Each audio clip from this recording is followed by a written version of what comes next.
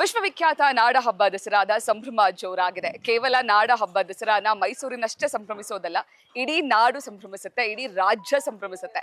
ಪ್ರತಿ ವರ್ಷ ದಸರಾ ವೀಕ್ಷಣೆಗೆ ಬರುವಂತಹ ಭಕ್ತರ ಸಂಖ್ಯೆ ಹೆಚ್ಚಾಗ್ತಾ ಇದೆ. ಸೊ ಈ ಬಾರಿಯೂ ಕೂಡ ದಸರಾ ಸಂಭ್ರಮ ಆಲ್ರೆಡಿ ಶುರುವಾಗಿದೆ, ಆಲ್ರೆಡಿ ಸಿದ್ಧತೆಗಳು ಜೋರಾಗಿದೆ. ಜೊತೆಗೆ ಚಾಮುಂಡಿ ಬೆಟ್ಟದಲ್ಲೂ ಕೂಡ ವಿಶೇಷ ಪೂಜೆಗಳು ನಡೀತಾ ಇದೆ. ಚಾಮುಂಡಿ ಬೆಟ್ಟದ ಬಗ್ಗೆ, ದಸರಾ ವೈಭವದ ಬಗ್ಗೆ ಮಾತನಾಡೋದಕ್ಕೆ ಇವತ್ತು ನಮ್ಮ ಜೊತೆಗೆ ಚಾಮುಂಡಿ ಬೆಟ್ಟದ ಪ್ರಧಾನ ಅರ್ಚಕರಾಗಿರುವಂತಹ ಡಾಕ್ಟರ್ ಶಶಿಶೇಖರ್ ದೀಕ್ಷಿತ್ ಅವರಿದ್ದಾರೆ. ಬನ್ನಿ ಅವ್ರನ್ನ ಕಾರ್ಯಕ್ರಮಕ್ಕೆ ವೆಲ್ಕಮ್ ಮಾಡ್ಕೊಳ್ಳೋಣ. ಗುರುಗಳೇ, ಕಾರ್ಯಕ್ರಮಕ್ಕೆ ಸ್ವಾಗತ. ಸಮಸ್ತ ವೀಕ್ಷಕರಿಗೆ ನವರಾತ್ರಿ ಶುಭಾಶಯಗಳು. ನವರಾತ್ರಿ ಅಂತಕ್ಕಂಥದ್ದು ಬಹಳ ವಿಶೇಷವಾದ ಒಂದು ಸಂಗತಿ. ಅದು ಒಂದು ಪುರಾಣ ಪ್ರಸಿದ್ಧ ಹಿನ್ನೆಲೆ ಇರತಕ್ಕಂಥ ದೇವಸ್ಥಾನದಲ್ಲಿ ವಿಶೇಷವಾಗಿ ಪೂಜೆ ರೀತಿ ನಡೆಯೋದು ಬಹಳ ವಿಶೇಷ.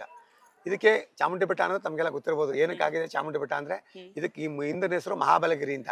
ಚಂಡಮುಂಡಾಸುರ ಸಂಹಾರ ಆದ ನಂತರ ಚಾಮುಂಡಿ ಬೆಟ್ಟ ಆಗಿರ್ತಕ್ಕಂಥದ್ದು. ಅಂದ್ರೆ ಪ್ರಧಾನ ಯಾರಾದ್ರೂ ಇಲ್ಲಿಗೆ ಮಹಾಬಲೇಶ್ವರನೇ ಪ್ರಧಾನ.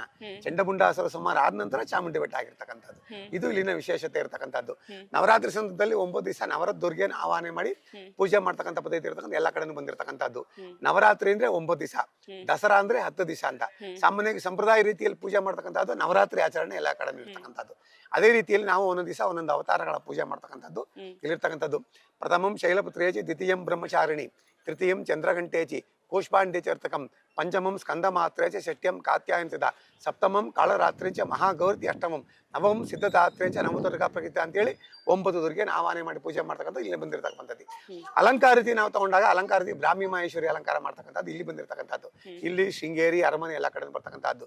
ಬ್ರಾಹ್ಮಿ ಮಾಹೇಶ್ವರಿ ಚೈವ ಕೌಮಾರಿ ವೈಷ್ಣವಿ ತಥಾ ವಾರಾಹಿ ಚೈವ ಇಂದ್ರಾಂಡಿ ಚಾಮುಂಡಾ ಸಪ್ತಮಾತ್ರಕ ಅಂತೇಳಿ ಅಲಂಕಾರ ಪದ್ಧತಿ ಇರ್ತಕ್ಕಂಥದ್ದು.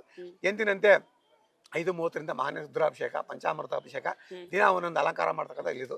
ಇವತ್ತು ವೈಷ್ಣವಿ ಗರುಡ ವಾಹನೆ ಅಂತ ಹೇಳ್ತೀವಿ. ಇವತ್ತು ಗರುಡನ ಮೇಲೆ ಇರ್ತಕ್ಕಂಥದ್ದು ಬಹಳ ವಿಶೇಷವಾದ ಒಂದು ಸಂಗತಿ ಅಂತ ಹೇಳಕ್ ಇರ್ತೀನಿ. ನವರಾತ್ರಿನಲ್ಲಿ ಸಾಮಾನ್ಯವಾಗಿ ಎಲ್ಲ ಹಿಂದೂಗಳ ದೇವಸ್ಥಾನಗಳಲ್ಲಿ ಸಾಮಾನ್ಯವಾಗಿ ಪ್ರತ್ಯೇಕವಾಗಿರ್ತಕ್ಕಂಥ ಪುರಾಣ ಪ್ರಸಿದ್ಧವಾದ ದೇವಸ್ಥಾನಗಳಲ್ಲಿ ನವರಾತ್ರಿ ಆಚರಣೆ ಮಾಡ್ತಕ್ಕಂಥದ್ದು, ಯಂತ್ರ ಅರ್ಚನೆ ಪೂಜೆ ಮಾಡ್ತಕ್ಕಂಥದ್ದು, ಕುಮಾರಿ ಸುವಾಸನೆ ಪೂಜೆ ಮಾಡ್ತಕ್ಕಂಥದ್ದು ಹಿಂದಿನಿಂದ ಬಂದಿರತಕ್ಕಂಥ ಒಂದು ಪದ್ಧತಿ ಆಗಿರ್ತಕ್ಕಂಥದ್ದು. ಅದೇ ರೀತಿ ಪದ್ಧತಿಗಳನ್ನ ಮುಂದುವರ್ಸ್ಕೊಂಡು ಹೋಗ್ತಾ ಇರ್ತಕ್ಕಂಥದ್ದು. ಆಮೇಲೆ ಅವ್ರ ಸಂಪ್ರದಾಯ ಯಾವ ರೀತಿ ಇರುತ್ತೆ ಅಂತಂದ್ರೆ, ಅವ್ರ ಮನೆಯಲ್ಲಿ ಯಾವ ರೀತಿ ಆಚರಣೆ ಮಾಡ್ತಾರೆ, ದೇವಸ್ಥಾನದಲ್ಲಿ ಯಾವ ಆಚರಣೆ ಮಾಡ್ತಾರೆ, ಎರಡಕ್ಕೂ ಸ್ವಲ್ಪ ವ್ಯತ್ಯಾಸಗಳಿರ್ತದೆ.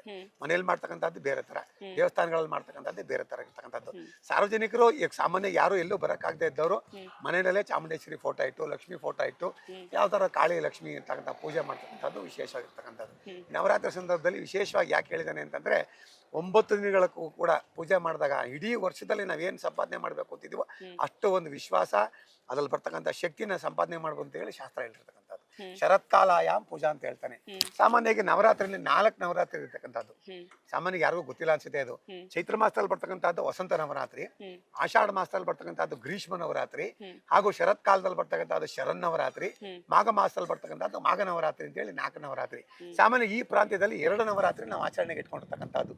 ಚೈತ್ರ ಮಾಸದಲ್ಲಿ ಬರ್ತಕ್ಕಂಥದ್ದು ವಸಂತ ನವರಾತ್ರಿ, ಹಾಗೂ ಶರತ್ ಕಾಲದಲ್ಲಿ ಬರ್ತಕ್ಕಂಥ ಶರನ್ ನವರಾತ್ರಿ ಆಚರಣೆಗೆ ಇಟ್ಕೊಂಡದ್ದು ವಿಶೇಷವಾಗಿರ್ತಕ್ಕಂಥದ್ದು. ಗುರುಗಳೇ, ಇವಾಗ ನಾನು ಆಗ್ಲೇ ಕೇಳ್ಪಡ್ತಾ ಇದ್ದೆ, ಅಂದ್ರೆ ಇವತ್ತಿಗೂ ಕೂಡ ಬೆಂಗಳೂರಿನಿಂದನೇ ಹೂ ಬರುತ್ತೆ ದೇವರಿಗೆ ಅಲಂಕಾರ ಮಾಡೋದಕ್ಕೆ, ಪೂಜೆ ಮಾಡೋದಕ್ಕೆ ಅಂತ.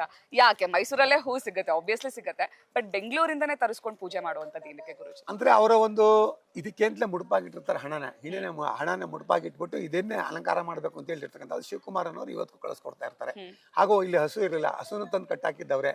ಈಗ ಒಂದಿದ್ದ ಹಸು ಆಗಿ 25 ಹಸು ಆಗಿರ್ತಕ್ಕಂಥದ್ದು. ಕ್ಷೀರಾಭಿಷೇಕಕ್ಕೂ ಏನು ತೊಂದರೆ ಆಗ್ತಾ ಇರಲಿಲ್ಲ. ನಾವು ಕರೋನಾದಲ್ಲಿ ಕೂಡ ನಾವು ಯಾವ್ದು ನಿಲ್ಸಿಲ್ಲ ಪೂಜೆ ಪುನಸ್ಕಾರಗಳು, ಹಾಗೆ ಅಭಿವೃದ್ಧಿ ಮಾಡ್ಕೊಂಡಾಗಿರ್ತಕ್ಕಂಥದ್ದು. ರಥೋತ್ಸವ ಆಗ್ಲಿ, ವಿಶೇಷ ಉತ್ಸವಗಳಾಗ್ಲಿ 3 ವರ್ಷನೂ ನಾವು ಮಾಡಿರ್ತಕ್ಕಂಥದ್ದು ಇಲ್ಲಿನ ರೆಕಾರ್ಡ್ ಆಗಿದೆ ಅಂತ ಹೇಳಕ್ ಇಷ್ಟಪಡ್ತೀನಿ ನಾನು.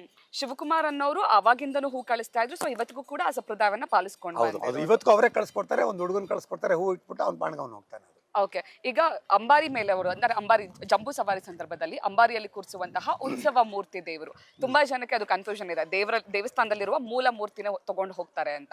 ಸೊ ಅಲ್ಲಿ ಅಂಬಾರಿಯಲ್ಲಿ ಕೂರಿಸೋದು ಉತ್ಸವ ಮೂರ್ತಿ, ಇಲ್ಲಿರೋದು ಮೂಲ ದೇವರು ಅಲ್ವಾ? ಇಲ್ಲ, ನೀವು ಕೇಳಿರೋ ಕ್ವಶನ್ ಚೆನ್ನಾಗಿದೆ. ಅದಕ್ಕೆಂತಲೇ ಉತ್ಸವ ಮೂರ್ತಿ ನಾವು ತಯಾರು ಮಾಡಿದೀವಿ. ಇಲ್ಲಿ ಮಹಾರಾಜರು ಹಿಂದೆ ಕೂತ್ಕೊಂಡು ಹೋಗ್ತಾ ಇದ್ರು. ಅದಾದಂತಲೇ ಭಾರತ ಮಾತೆ ವಿಗ್ರಹ ಹೋಗ್ತಾ ಇತ್ತು. ಅದಾದಂತಲೇ ರಾಜರಾಜೇಶ್ವರಿ ವಿಗ್ರಹ ಹೋಗ್ತಾ ಇತ್ತು. ಇದೆಲ್ಲಾನು ನಾವು ನೋಡಿರೋದು. ಅದಾದ ನಂತರ ಚಾಮುಂಡೇಶ್ವರಿನೇ ಹೋಗ್ಬೇಕು ಅಂತ ಪ್ರತೀತಿ ಮಾಡ್ಕೊಂಡಾಗ ದೇವಸ್ಥಾನದ ಕಮಿಟಿಯಿಂದ ಮಾಡಿಸಿರ್ತಕ್ಕಂಥ ವಿಗ್ರಹ ಅದು. ಅದನ್ನ ನಾವೀಗ ಪೂಜೆ ಮಾಡಿ ಕಳಿಸ್ಕೊಡ್ತೀವಿ. 10 ದಿವಸ ನಾವು ಪೂಜೆ ಮಾಡಿ ಕಳಿಸ್ಕೊಡ್ತೀನಿ. ಆಮೇಲೆ ಅರಮನೆ ಸಂಪ್ರದಾಯದಿಂದ ಅರಮನೆಯಲ್ಲಿ ಇರ್ತಾರೆ, ಮುಂದೆ ಎಲ್ಲ ವೀಕ್ಷಣೆಗೆ ಇರ್ತಾರೆ. ಅಲ್ಲಿ ಡೈಲಿ 10 ದಿವಸ ಆದ್ಮೇಲೆ ಅವ್ರು ವರ್ಷ ಪೂರ್ತಿ ಅಲ್ಲಿ ಪೂಜೆ ಮಾಡ್ತಾರೆ. ತೀರಾ ನವರಾತ್ರಿ ಸಂದರ್ಭದಲ್ಲಿ ತಿರ್ಗಾ ವಾಪಸ್ ನಮ್ಗೆ ಇಲ್ಲಿ ಬರುತ್ತೆ. ತಿರ್ಗಾ ವಿಜಯದಶಮಿ ದಿವಸ ನಾವು ಇಲ್ಲಿ ಕಳಿಸ್ಕೊಡ್ತೀವಿ. ಈಗ ಜಂಬೂ ಸವಾರಿಯಲ್ಲಿ ಅಂಬಾರಿಯಲ್ಲಿ ಕೂರಿಸುವಂತಹ ಉತ್ಸವ ಮೂರ್ತಿ ವರ್ಷ ಪೂರ್ತಿ ಅರಮನೆಯಲ್ಲೇ ಇರುತ್ತೆ. ನವರಾತ್ರಿ ಸಂದರ್ಭದಲ್ಲಿ ಅದನ್ನ ಇಲ್ಲಿಗೆ ತಗೊಂಡ್ ಬಂದು ನೀವು ಪೂಜೆ ಮಾಡ್ತೀರಾ. ಪೂಜೆ ನಂತರ ವಿಜಯದಶಮಿಗೆ ಮತ್ತೆ ವಾಪಸ್ ಅಲ್ಲಿ ಕಳಿಸ್ಕೊಡ್ತೀರಾ. ವಿಜಯದಶಮಿ ದಿವಸ ನಾವು ಬೆಳಗ್ಗೆ ಪೂಜೆ ಮಾಡಿ ಕಳ್ಸಿಕೊಡ್ತೀವಿ. 10 ದಿವಸನೂ ಇಲ್ಲೇ ನಾವು ಪೂಜೆ ಮಾಡ್ತಕ್ಕಂಥದ್ದು. ಅದನ್ನ ಇದಾದ ನಂತರ ನಾವು ಏನ್ ಸಂಪ್ರದಾಯ ಪೂಜೆ ಮಾಡಿದ್ವಿ ಅರಮನೆಯಲ್ಲಿ ಮುಂದ್ಗಡೆ ಇರ್ತಾರೆ, ಅಲ್ಲಿ ಅರ್ಚಕರು ಆ ಸಂಪ್ರದಾಯದಂತೆ ಪೂಜೆ ನಡೆಸ್ಕೊಂಡು ಹೋಗ್ತಾರೆ. ವರ್ಷ ಪೂರ್ತಿ ಆ ಉತ್ಸವ ಮೂರ್ತಿ ಅರಮನೆ ಆವರಣದಲ್ಲೇ ಪೂಜೆ ಆಗುತ್ತೆ, ಅರಮನೆ ಇರುತ್ತೆ. ಇನ್ನು ಗುರುಗಳೇ, ನೀವು ಸುಮಾರು 25 ವರ್ಷದಿಂದ ನೀವು ಇಲ್ಲಿ ಅರ್ಚಕರು, ನೀವು ಇಲ್ಲಿ ಪ್ರಧಾನ ಅರ್ಚಕರಾಗಿದ್ದೀರಾ, ಪೂಜೆ ಮಾಡ್ಕೊಂಡು ಬಂದಿದ್ದೀರಾ. ಎಷ್ಟು ವರ್ಷಗಳಿಂದ ನಿಮ್ಮ ಈ ದೇವಸ್ಥಾನದ ಒಡನಾಟ? ಅಂದ್ರೆ ನಮ್ಮ ಒಡನಾಟ ಅಂದ್ರೆ ನಾವು 8ನೇ ತಲೆ ನಾನು ಪೂಜೆ ಮಾಡ್ತಾ ಇರೋದು. 8ನೇ ತಲೆ ಪೂಜೆ ಮಾಡ್ತಾ ಇರೋದು. ನಮ್ಮ ತಾತ, ನಮ್ಮ ತಂದೆ, ಅವ್ರ ತಂದೆ, ಅವ್ರ ಮುತ್ತಾತ ಹೀಗೆ ಮಾಡಿದೀನಿ. ನನ್ನ ಮಗನ್ ಕೂಡ ಇದನ್ನ ನಾನು ಬೆಳೆಸ್ಕೊಂಡ್ ಬಂದಿರ್ತಕ್ಕಂಥದ್ದು. ಇಲ್ಲಿನ ವಿಶೇಷ ಆಗಿರ್ತಕ್ಕಂಥದ್ದು ಒಂದು ಪರಂಪರೆ ಮುಂದುವರಿಬೇಕು ಅನ್ನೋದೇ ನಮ್ಮ ಆಸೆ ಆಗಿರ್ತಕ್ಕಂಥದ್ದು. ಯಾಕಂದ್ರೆ ರಾಷ್ಟ್ರದಿಂದ ಎಲ್ಲ ಬಂದು ಇಲ್ಲಿ ಪೂಜೆ ಮಾಡ್ಸ್ಕೊಂಡು ಹೋಗ್ತಾ ಇರೋದ್ರಿಂದ ನಮಗೊಂದು ಹೆಮ್ಮೆಯಿಂದ ನಾವು ಪೂಜೆ ಅನುಸಾರ ಮಾಡ್ಸ್ಕೊಂಡು ಹೋಗ್ತಾ ಇರ್ತೀವಿ. ಅಂದ್ರೆ ಸುಮಾರು ಎಷ್ಟು ವರ್ಷಗಳಿಂದ ನಿಮ್ಮನೆಯವರೇ ಪೂಜೆ ಮಾಡ್ತಿರೋದು ದೇವಸ್ಥಾನಕ್ಕೆ? ಅಂದ್ರೆ 8ನೇ ತಲೆಮಾರು ಅಂತಂದ್ರೆ ಲೆಕ್ಕ ಹಾಕೊಳ್ಳಿ ಎಷ್ಟು ಇರ್ಬೋದು ಅಂತ. ಒಬ್ಬಂಗೆ 60 ವರ್ಷ ಇರ್ಬೋದು, ಒಬ್ಬಂಗೆ 70 ವರ್ಷ ಇರ್ಬೋದು, ಅಥವಾ 90 ವರ್ಷ ಇರ್ಬೋದು.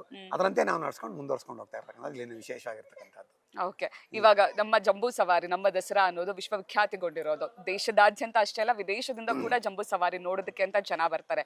ಆ ಸಂದರ್ಭದಲ್ಲಿ ದೇವಸ್ಥಾನ ಹತ್ರ ತುಂಬಾ ಕ್ರೌಡ್ ಇರುತ್ತೆ. ಆ ಜನ ನೋಡೋದಕ್ಕೆ, ಜಂಬೂ ಸವಾರಿ ನೋಡೋದಕ್ಕೆ ಎಷ್ಟು ಖುಷಿ ಆಗುತ್ತೆ. ಅಂಡ್ ಮತ್ತೊಮ್ಮೆ ನೀವು ಇವಾಗ 25 ವರ್ಷದಿಂದ ನೀವು ಇಲ್ಲಿ ಅರ್ಚಕರ ಆಗಿರೋದ್ರಿಂದ ಆ ಟೈಮಲ್ಲಿ ಆಗ್ತಾ ಇದ್ದ ಜಂಬೂ ಸವಾರಿಗೂ ಇವಾಗ ಆಗ್ತಿರೋ ಜಂಬೂ ಸವಾರಿಗೂ ಏನ್ ಡಿಫ್ರೆನ್ಸ್ ಇದೆ? ಅಲ್ಲೇನ್ ಹೇಳ್ತಾನೆ ಅಂದ್ರೆ ರಾಜ ಪ್ರತ್ಯಕ್ಷ ದೇವತಾ ಅಂತ ಹೇಳ್ತಾನೆ. ರಾಜ ಕೂತ್ಕೊಂಡು ಹೋಗ್ತಿದ್ದು ಜಂಬೂ ಸವಾರಿ ಬೇರೆ ತರ, ಈಗ ದೇವತೆನೇ ಹೋಗ್ತಿರೋ ಜಂಬೂ ಸವಾರಿನೇ ಬೇರೆ ತರ. ಇದು ಎರಡು ಕಣ್ ತುಂಬಿಕೊಳ್ಳುವಂತ ವಿಷಯ ಅಂತ ಹೇಳಕ್ ಇಷ್ಟಪಡ್ತೀನಿ ನಾನು. ಯಾಕಂದ್ರೆ ರಾಜರು ಕೂತ್ಕೊಂಡು ಹೋಗಿದ್ದೆ ನಾವು ಚಿಕ್ಕ ವಯಸ್ಸಲ್ಲಿ ನೋಡಿದೀವಿ ಮೈಸೂರಲ್ಲಿ.